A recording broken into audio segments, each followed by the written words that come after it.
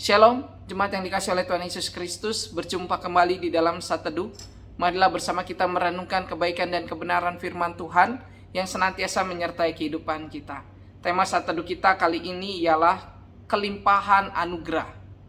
Umat yang dikasihi oleh Tuhan Yesus Kristus, pada tanggal 4 Agustus 1987, Carlina White yang pada saat itu berusia 19 hari diculik oleh seorang wanita yang menyamar sebagai perawat di Harlem Hospital, New York.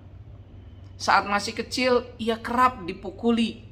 Maka saat remaja, White curiga apakah benar Pat White ialah ibu kandungnya. Terutama saat sang ibu menolak memberikan akta kelahirannya saat ia hendak mengurus SIM. Kini misteri itu terkuak dan si penculik sedang menjalani pemeriksaan oleh FBI.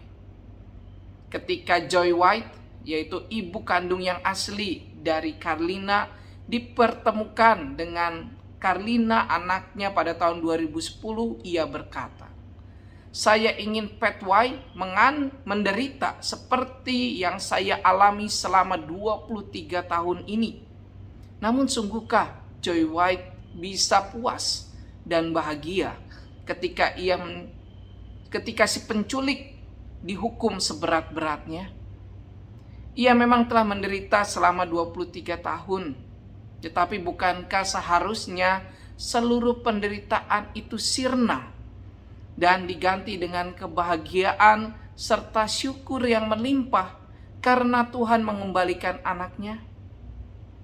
Begitulah kebanyakan manusia mengukur keadilan, yakni dengan hukum. Mata ganti mata, gigi ganti gigi.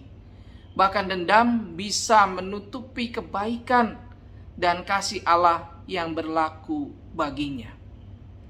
Di dalam perkataan Tuhan Yesus melalui Injil Matius pasal 5 ayat 38 sampai 48, di ayat 44 Tuhan Yesus menekankan, "Kasihilah musuhmu dan berdoalah bagi mereka yang menganiaya kamu." Seseorang yang telah mengalami anugerah Tuhan akan dimampukan untuk melihat bagaimana tangan Allah berkarya dalam dirinya. Dengan begitu, ia tidak membalas kejahatan dengan kejahatan, tetapi mengasihi musuh dan berdoa baginya.